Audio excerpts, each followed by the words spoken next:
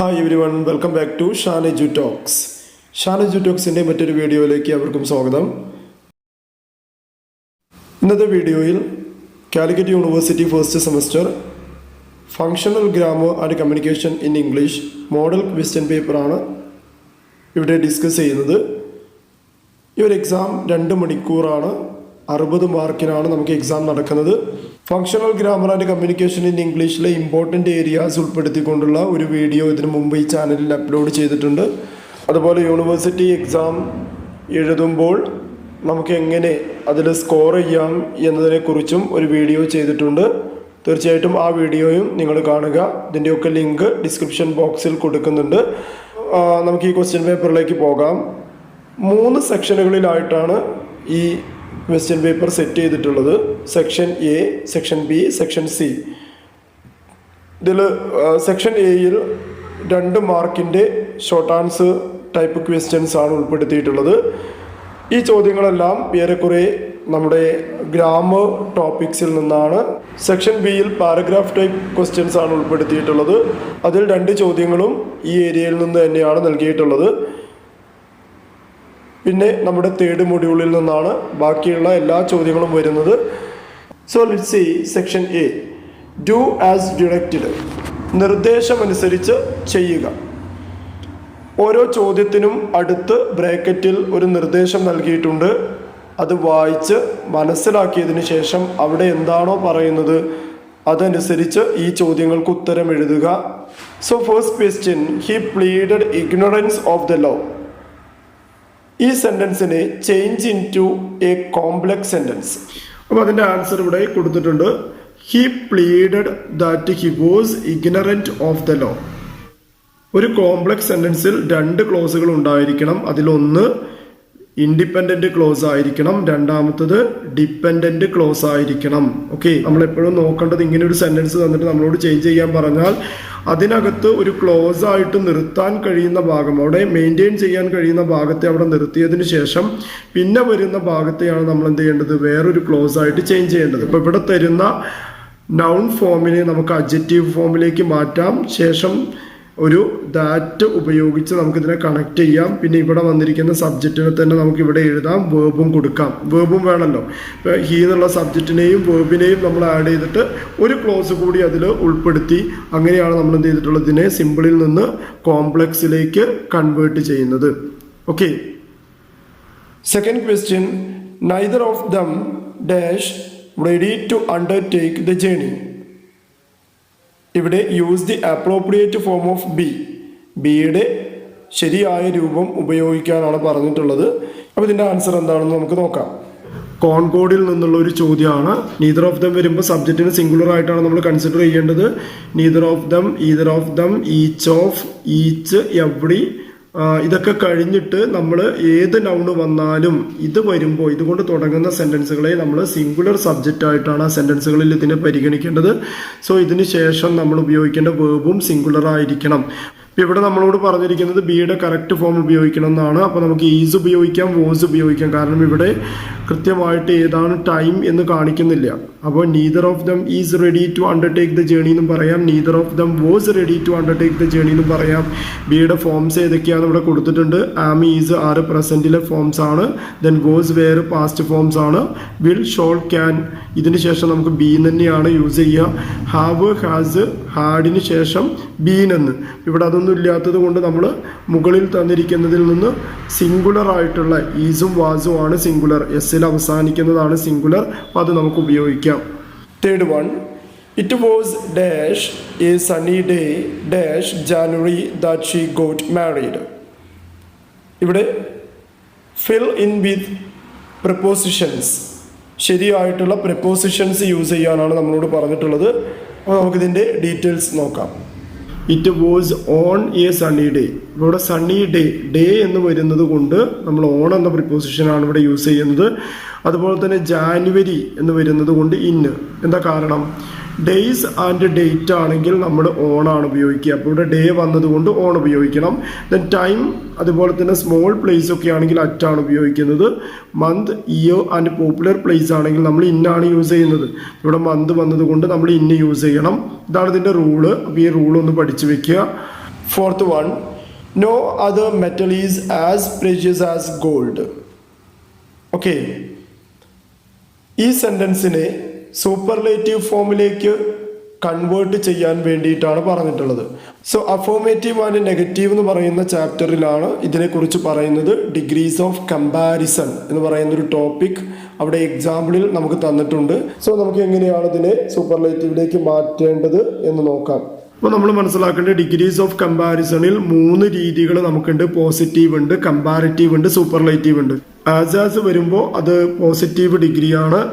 Then adjective plus എർ form, അതായത് അഡ്ജക്റ്റീവിൻ്റെ എർ form എന്ന് പറയുന്നത് മോർ അല്ലെങ്കിൽ സ്മോളർ, ബിഗർ ഇങ്ങനെ പറയുന്നതാണ്. ഇതിനുശേഷം ദാൻ ഉപയോഗിച്ചാൽ അത് കമ്പാരിറ്റീവ് ഡിഗ്രിയാണ്. ദെൻ ദ പ്ലസ് അഡ്ജക്റ്റീവിൻ്റെ എസ്റ്റ് ഫോം എന്ന് പറഞ്ഞിട്ടുണ്ടെങ്കിൽ the smallest, the biggest, most, ഇതൊക്കെ ദ മോസ്റ്റ് ഇങ്ങനെ പറയുന്നത് സൂപ്പർലേറ്റീവ് ഡിഗ്രിയാണ്. അപ്പോൾ ഇതിനെ നമ്മൾ പോസിറ്റീവിൽ നിന്ന് കമ്പാരിറ്റീവിലേക്ക് മാറ്റുമ്പോൾ ഇവിടെ പറഞ്ഞിരിക്കുന്നത് എന്താ, ഗോൾഡിനോളം പ്രഷ്യസ് ആയിട്ടുള്ള വേറെ മെറ്റൽ ഇല്ല എന്നാണ് പറയുന്നത്. അപ്പോൾ നമുക്ക് എന്ത് മനസ്സിലാക്കാം, ഗോൾഡാണ് ഏറ്റവും പ്രഷ്യസ് ആയിട്ടുള്ള മെറ്റൽ എന്ന് മനസ്സിലാക്കാം. അപ്പോൾ നമ്മൾ എന്താ ചെയ്യേണ്ടത്, ഗോൾഡ് ഈസ്, ഇനി നമ്മൾ ഈ പ്രഷ്യസ് എന്നുള്ളതിന് ഏറ്റവും കൂടുതൽ എന്നുള്ള അർത്ഥത്തിലേക്ക് മാറ്റുമ്പോൾ ദ മോസ്റ്റ് പ്രഷ്യസ് എന്ന് കിട്ടും. Gold is the most precious metal. Okay, ഇങ്ങനെയാണ് ചേഞ്ച് ചെയ്യുന്നത്. Fifth question, that must have been A dash experience. ഇവിടെ നൽകിയിട്ടുള്ള നിർദ്ദേശം, use the appropriate form of terrify. Terrify എന്ന് പറയുന്ന വേർഡിൻ്റെ അപ്രോപ്രിയേറ്റ് ഫോം യൂസ് ചെയ്യാൻ വേണ്ടിയിട്ടാണ് പറഞ്ഞിട്ടുള്ളത്. സോ നമുക്ക് ഡീറ്റെയിൽസ് കാണാം. ഇവിടെ നമ്മൾ നോട്ട് ചെയ്യേണ്ട കാര്യം, ഈ എക്സ്പീരിയൻസ് എന്നുള്ള വേർഡാണ്. ഇതൊരു നൗണാണ്. ഓക്കെ, അനുഭവം. അപ്പോൾ ഒരു നൗണിന് മുന്നിൽ എപ്പോഴും നമ്മൾ യൂസ് ചെയ്യേണ്ടത് ആഡ്ജക്റ്റീവാണ്. ആഡ്ജക്റ്റീവാണ് നമ്മൾ യൂസ് ചെയ്യേണ്ടത്. അപ്പോൾ നമുക്ക് എങ്ങനെ വരും, ടെറിഫൈ എന്നുള്ളതിൻ്റെ ആഡ്ജക്റ്റീവ് ടെറിഫിക് എന്നാണ്. Terrific experience. Okay, terrific experience. That might have been A terrific experience. ചില മിസ്അണ്ടർസ്റ്റാൻഡിങ് വരാറുണ്ട്. ഇവിടെ ഹാവ് ബീൻ വന്നത് കൊണ്ട് ടെറിഫൈയിങ് ആണെന്നുള്ളത്. ഓക്കെ, ഹാവ് ബീന് ശേഷം നമ്മൾ ING ഫോമാണ് യൂസ് ചെയ്യേണ്ടത്. പക്ഷെ ഇവിടെ ഒരു എ വരുന്നുണ്ട്, ഒരു ആർട്ടിക്കിൾ വരുന്നുണ്ട്. അപ്പോൾ ആർട്ടിക്കിൾ കഴിഞ്ഞാൽ പിന്നെ നൗണോ അല്ലെങ്കിൽ അഡ്ജക്റ്റീവോ മാത്രമേ നമ്മൾ യൂസ് ചെയ്യുള്ളൂ. അപ്പോൾ ഇവിടെ ടെറിഫൈ എന്നുള്ളതിൻ്റെ അഡ്ജക്റ്റീവ് ഫോം ഏതാ, ടെറിഫിക് എന്നുള്ളതാണ് അവിടെ നമ്മൾ അതിൻ്റെ അഡ്ജക്റ്റീവായിട്ട് യൂസ് ചെയ്യേണ്ടത്. Six question, he had closed the window, rewrite into passive form. ഈ സെൻറ്റൻസിനെ നമ്മളോട് പാസീവ് വോയിസിലേക്ക് മാറ്റാൻ വേണ്ടിയിട്ടാണ് പറഞ്ഞിട്ടുള്ളത്. അപ്പോൾ ഇത് ആക്റ്റീവ് വോയിസ് ആണ്. അതായത് സാധാരണ നമ്മൾ പഠിക്കുന്ന ടെൻസ് ഫോംസ് ആണ് ആക്റ്റീവ് വോയിസ് എന്ന് പറയുന്നത്. Subject plus verb plus object രീതിയിൽ നമുക്ക് വരുന്നതാണ് ആക്റ്റീവ് വോയിസ്. ഇതിനെ നമ്മൾ എന്ത് ചെയ്യണം, പാസീവ് വോയിസിലേക്ക് മാറ്റണം. ആക്റ്റീവ് വോയിസിൽ ഇമ്പോർട്ടൻസ് കൊടുക്കുന്നത് സബ്ജക്റ്റിനാണ്, എന്നാൽ പാസീവ് വോയിസിൽ നമ്മൾ ഒബ്ജക്റ്റിനാണ് ഇമ്പോർട്ടൻസ് കൊടുക്കുന്നത്. ഇതിനെ നമ്മൾ മാറ്റി എഴുതുമ്പോൾ ശ്രദ്ധിക്കേണ്ട 1-2 കാര്യങ്ങളുണ്ട്. ബിയുടെ ഫോമുകൾ നമ്മൾ എന്ത് ചെയ്യണം, യൂസ് ചെയ്യണം എന്നുള്ളതാണ് ഒന്നാമത്തെ കാര്യം. ദെൻ രണ്ടാമത്തെ കാര്യം എന്ന് പറയുന്നത് ബൈ ഉപയോഗിക്കുക. ബൈ ഉപയോഗിക്കുക എന്നുള്ളത് പാസീവ് വോയിസിൽ നമ്മൾ കോമൺ ആയിട്ട് കാണുന്ന ഒരു കാര്യമാണ്. ദെൻ മൂന്നാമത്തെ കാര്യം, ബി ഫോംസിന് ശേഷം V3 form, that means past participle or third form of the verb use ചെയ്യണം. ഓക്കെ, അപ്പോൾ ഇവിടെ നമ്മൾ ശ്രദ്ധിക്കേണ്ടത് he had closed the window എന്നുള്ളതാണ്. ഇതിന് നമ്മൾ റീറൈറ്റ് ചെയ്യുന്ന സമയത്ത് ഈ ബാക്കിലിരിക്കുന്ന ആളെ നമ്മൾ ഫ്രണ്ടിലേക്കും ഫ്രണ്ടിലിരിക്കുന്ന ആളെ ബാക്കിലേക്കും മാറ്റണം. ഇപ്പോൾ ബാക്കിലിരിക്കുന്ന ആൾ ഫ്രണ്ടിലേക്ക് വന്നു. ഓക്കെ, ഇത് ഏത് വോയിസ് ചേഞ്ച് ചെയ്യുമ്പോൾ ഇങ്ങനെ തന്നെയാണ്. ബാക്കിലിരിക്കുന്ന ആൾ ഫ്രണ്ടിലേക്ക് വന്നു, അപ്പോൾ ദ വിൻഡോ ഫ്രണ്ടിലേക്ക് വന്നു. ദെൻ നെക്സ്റ്റ് ഫ്രണ്ടിലിരിക്കുന്ന ആൾ ബാക്കിലേക്ക് പോകുമ്പോൾ ഹി എന്നുള്ളത് സെൻറ്റൻസിൻ്റെ എൻഡിൽ വരുമ്പോൾ ഹിം എന്നാണ് വരിക. അപ്പോൾ ബൈ ഹിം എന്നായിട്ട് നമ്മളിതിനെ മാറ്റി. ഇനി നോക്കേണ്ടത് ഇവിടെ ഹാഡ് വന്നു. ഹാഡ് വന്നാൽ ഹാഡ്, ഹാവ്, ഹാസ് ഒക്കെ വന്നതിനെ നമ്മൾ പാസീവിലേക്ക് മാറ്റുമ്പോൾ ബീന് ചേർക്കണം. അതായത് ഫോംസ് ഓഫ് ബി എന്നുള്ളതിൽ ബീനാണ് നമ്മൾ ചേർക്കുന്നത്. സോ ഹാഡ് ബീൻ എന്നായിട്ട് മാറും. പിന്നെ ഇവിടെയുള്ള ഈ വേർബ് അത് V3 ആണ്, ഓൾറെഡി V3 ഫോം ആണ്. അപ്പോൾ അത് നമ്മൾ അങ്ങനെ തന്നെ എഴുതിയാൽ മതി. അപ്പോൾ നമുക്ക് എങ്ങനെ വരും, the window had been closed by him. Seventh one, the proposal was accepted by dash unanimous vote. Use an appropriate article. Okay, ഈ ചോദ്യത്തിൽ ആർട്ടിക്കിൾ യൂസ് ചെയ്യാൻ വേണ്ടിയിട്ടാണ് പറഞ്ഞിട്ടുള്ളത്. ആർട്ടിക്കിൾ എങ്ങനെയാണ് നമ്മൾ യൂസ് ചെയ്യുന്നത്, നമുക്ക് എയുണ്ട് ആനും ഉണ്ട്, പിന്നെ ദ എന്ന് പറയുന്ന ഒരു വേർഡും, ഇത് മൂന്നുമാണ് നമ്മുടെ ആർട്ടിക്കിൾസ് എന്ന് പറയുന്നത്.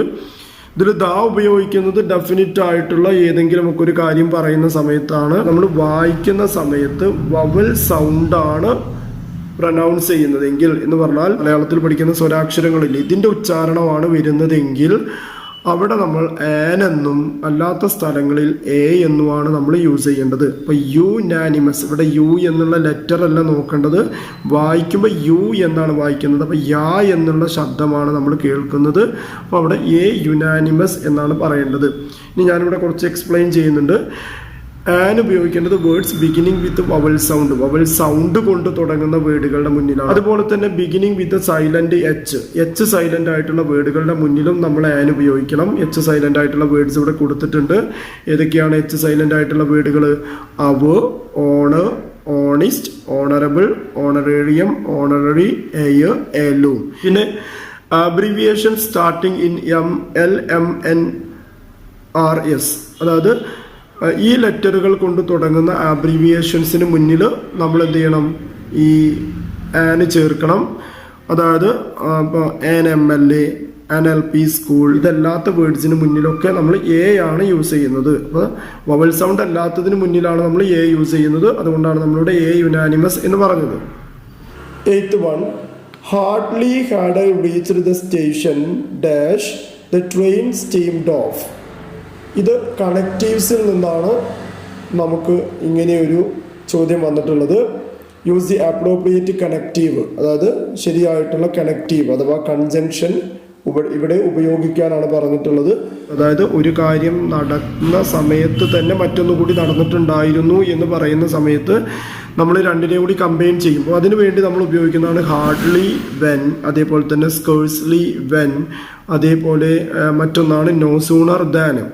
ഇതൊക്കെ നമ്മൾ കമ്പൈൻ ചെയ്യുമ്പോൾ ഏറ്റവും ആദ്യം നടന്നതിനെ നമ്മൾ എന്ത് ചെയ്യും? ഓക്സിലറി വെർബിനെ ഫസ്റ്റിലേക്ക് ആക്കി ഒരു ക്വസ്റ്റ്യൻ പാറ്റേണിൽ ഹാർഡ്ലിയുടെ അല്ലെങ്കിൽ സ്കേഴ്സ്ലിയുടെ അല്ലെങ്കിൽ നോ സൂണറിൻ്റെ കൂടെ ഉപയോഗിക്കും. ഈ നോ സൂണർ ആണ് വന്നതെങ്കിൽ രണ്ടാമത്തെ കാര്യത്തിന് മുൻപിൽ നമ്മൾ ദാൻ ഉപയോഗിക്കും. ഹാർഡ്ലി, സ്കേഴ്സ്ലി ഇതൊക്കെയാണ് വരുന്നതെങ്കിൽ വെൻ എന്നാണ് നമ്മൾ യൂസ് ചെയ്യുക. അപ്പോൾ hardly had I reached the station when the train steamed of. Okay. 9th one, you play tennis. Use the correct form of the tag. ഇവിടെ ക്വസ്റ്റ്യൻ ടാഗിൽ നിന്നാണ് ചോദ്യം. നമുക്ക് അഫോർമേറ്റീവ് ആൻഡ് നെഗറ്റീവ് എന്ന് പറയുന്ന ഭാഗത്ത് ജസ്റ്റ് ക്വസ്റ്റ്യൻ ടാഗിനെ കുറിച്ച് ജസ്റ്റ് ഒന്ന് പറയുന്നുണ്ട്. അവിടെ നിന്നാണ് ഈ ചോദ്യം വന്നിട്ടുള്ളത്. ഇവിടെ പ്ലേ എന്ന് വരുമ്പോൾ വേർബിൻ്റെ ഫസ്റ്റ് ഫോമാണ് വരുന്നതെങ്കിൽ നമ്മളവിടെ യൂസ് ചെയ്യേണ്ട ടാഗ് ഡോണ്ട് യു. വേർബിൻ്റെ സെക്കൻഡ് ഫോം ആണെങ്കിൽ ഡിഡിൻറ്റ്, വേർബിൻ്റെ എസ് ഫോം ആണെങ്കിൽ ഡസിൻറ്റ്. ഓക്കെ. പിന്നെ ഇവിടെ ഓക്സിലറി വെർബ് ഉണ്ടെങ്കിൽ അതിൻ്റെ നെഗറ്റീവ് തന്നെയാണ് നമ്മളിവിടെ ടാഗിൽ യൂസ് ചെയ്യുന്നത്. ടാഗ് എഴുതുമ്പോൾ സെൻറ്റൻസ് പോസിറ്റീവ് ആണെങ്കിൽ ടാഗ് നെഗറ്റീവ് ആയിരിക്കും. അപ്പോൾ നമ്മളിവിടെ നെഗറ്റീവ് ടാഗാണ് ഉപയോഗിക്കുന്നത്. 10th one, do you speak Tamil? Convert into negative sentence. ഇതും നമുക്ക് അഫോർമേറ്റീവ് ആൻഡ് നെഗറ്റീവ് എന്നുള്ള ചാപ്റ്ററിൽ നിന്നാണ് വന്നിട്ടുള്ളത്. ഇതിനെ നെഗറ്റീവിലേക്ക് ആക്കുമ്പോൾ നമ്മൾ ശ്രദ്ധിക്കേണ്ടത് എന്താ?